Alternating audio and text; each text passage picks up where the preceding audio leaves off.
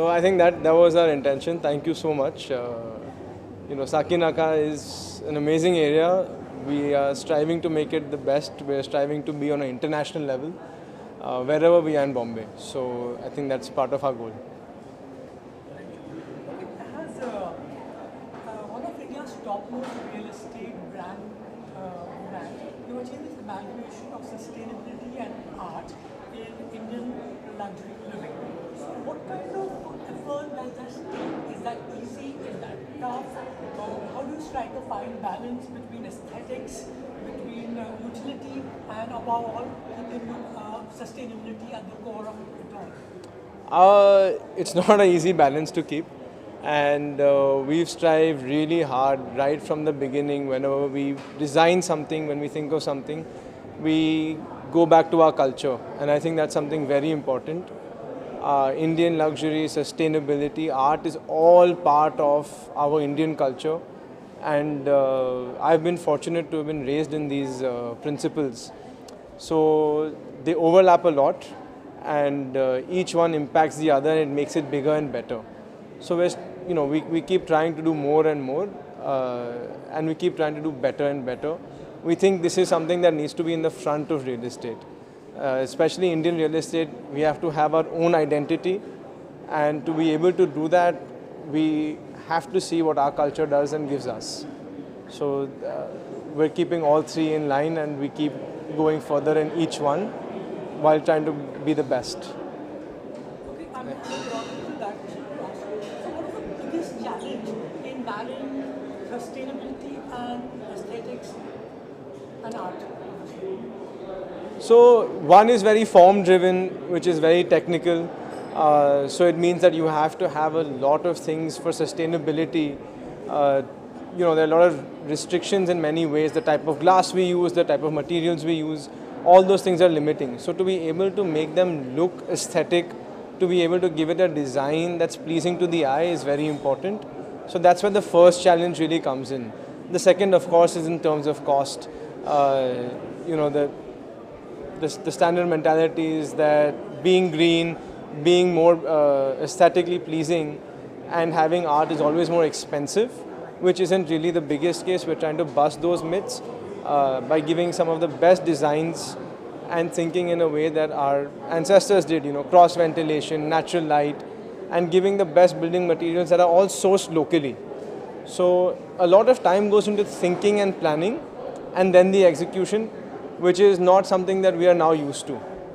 So that's where the challenges really arise, and I think we're really doing a good job of doing better and better at that. Okay, and is sourcing out sustainable material for a tech park like that, is it easy to get the stuff easily in India? Do you import some of it from abroad? No, India's come a long way to give us a lot of the materials that we don't realize we actually have right here in our country. And that's part of being sustainable, is to source locally, work locally, and use the infrastructure around us. The whole park that you see over here, every tree that's planted has actually been grown right here in this park. Every plant that we've created has been grown over here. So it's not difficult, it's just a question of how much thought goes behind it. India is a very, very capable country. We have everything that we need right at our fingertips. We've always had it. Now's the time to go out and reach it and use it to the best of our advantage. Yeah. What are the parts of India where you sourced out different things from over here?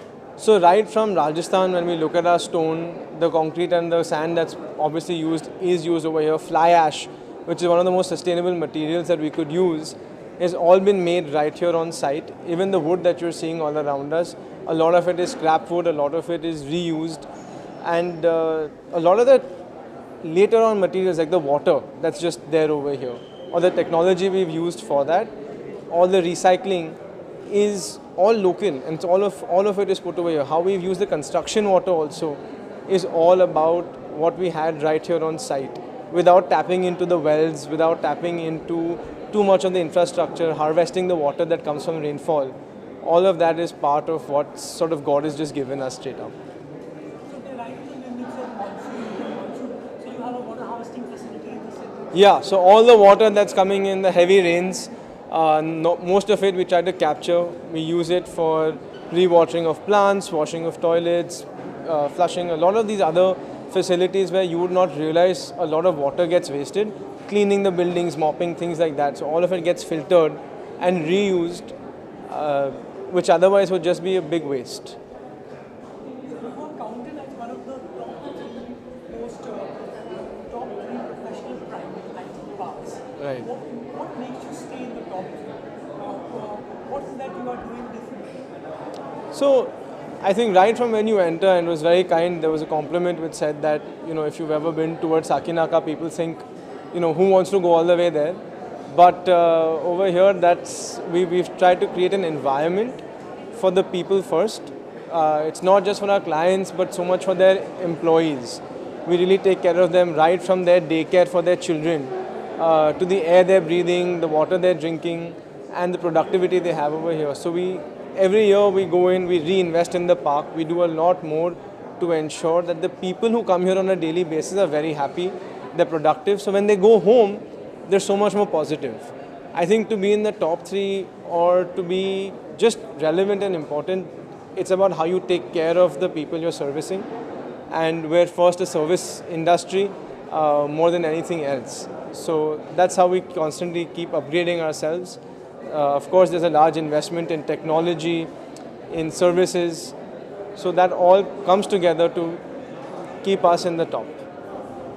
So are you expecting the LEED certification? I mean, obviously there's a process of formally applying for it. When did you apply for it? So we started this process right when the lockdown hit.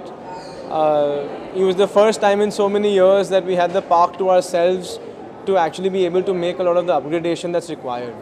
But our chairman, Mr. Shobhit Rajan, was the one who turned our entire vision and said, look, we have to be on an international level. We have to reach and represent Indian real estate on the global scale. And the certification we got is a global certification. It's the same in Sydney, same in New York, as it is right here in Bombay. So to be able to achieve that, we were extremely pleasantly surprised, but we'd always set our goals on getting this certification. And we didn't just want to get it at a bare minimum level, we wanted to get it at the highest points possible. So something that's really important to us is we got it by a large margin of points, which means we did that much more. It's been about a 2-year journey to be able to achieve this, and a lot of hard work and efforts went into being able to achieve it, right from the data collection to upgradation of our systems. So we're very happy and yeah. When the world was enjoying a little extra family time at home, you were kind of working hard over your toilet. Yeah, I think that's a lot to do with our team and the effort that they stepped up when they were required. Nobody was scared to get out. We would meet regularly and we would keep thinking of what more we can do. How do we keep going one level better? So when we do open our gates back to the world, which is happening right now, we're seeing such a change in the commercial real estate scene. We're seeing so many clients coming in. We're seeing people from all over the world coming. And when they come here, they're shocked. They've seen what it was before and now they're seeing what we've done. So all the hard work definitely is paying off. And we definitely took a little less family time. But the time to introspect and grow was something that was a blessing in disguise. Last question. Could you throw light on the forthcoming projects? Yes, we have a commercial project that's soon going to be announced in the heart of Bombay, Bandra West. It's a commercial development, again a state-of-the-art with international and Indian architects coming together. The name is Turner House and we're extremely excited. It also practices the top of the line sustainability practices. It's already received a LEED Platinum pre-certification and it's getting a lot of international acclaim. So we're very excited for that project to come up. So, as I mentioned, there are 5 important criteria. One is the energy. How does the building do on energy? Second is water usage. Third is waste, because today, as you're aware, waste is a very important topic for India. The fourth is called human experience, which is all about the indoor air quality.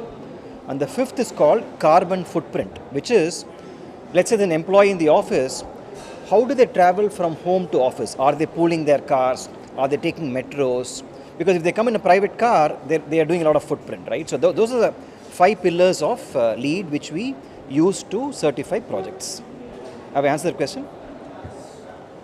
So, I mean, from the other people, other organizations who probably have been shortlisted, so what really set, what is the one major thing that set apart Rice Current?